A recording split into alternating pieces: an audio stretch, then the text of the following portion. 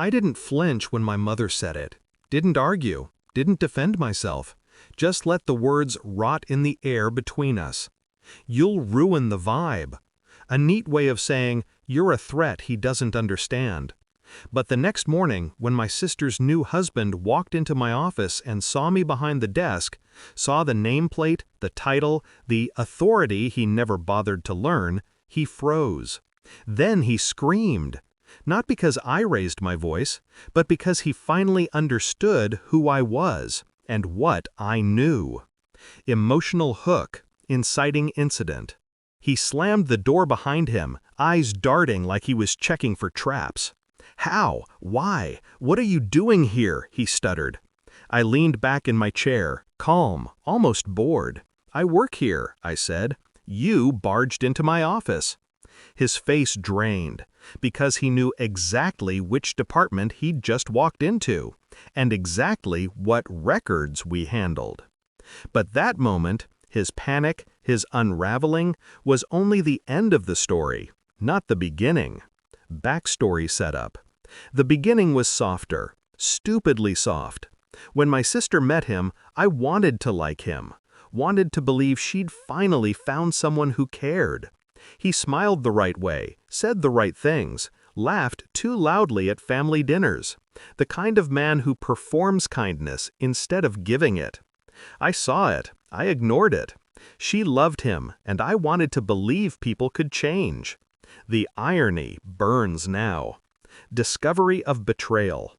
It started with inconsistencies. His job in real estate that somehow had no real properties.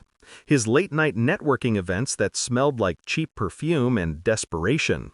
His insistence that my sister cut ties with negative influences, meaning anyone who questioned him. Then came the message. A woman emailed our office asking for verification on a background check. His background check. She sent a copy of the info she had. Multiple aliases, a suspended license, 2 pending civil cases, a quiet bankruptcy, and one line that made my scalp prickle. "We believe he may be attempting financial coercion with his new partner." His new partner. My sister. I didn't react, didn't tell her, didn't confront him. I simply collected the information. Calm, cold, exact. Shift in mindset. Revenge isn't rage. Rage is sloppy, loud, forgettable. Revenge is silence.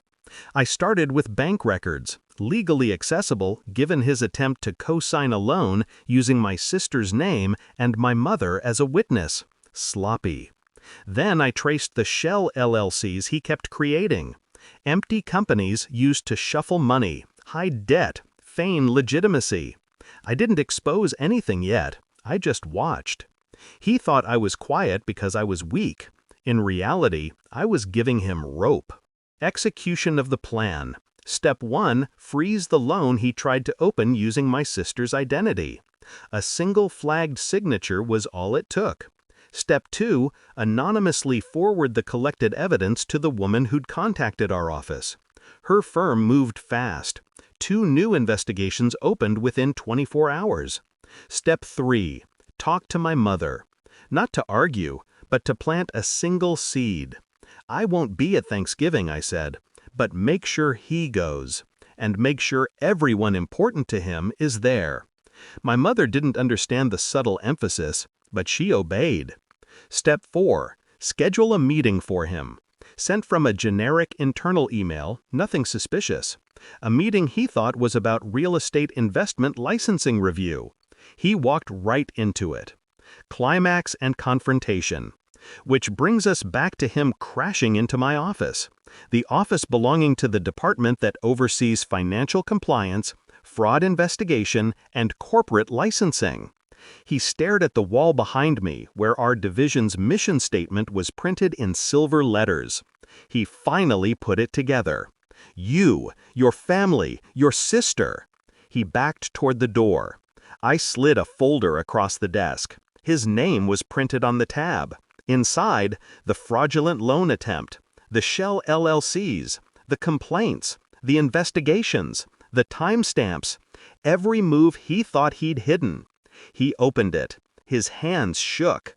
What do you want?" he whispered. "Nothing," I said.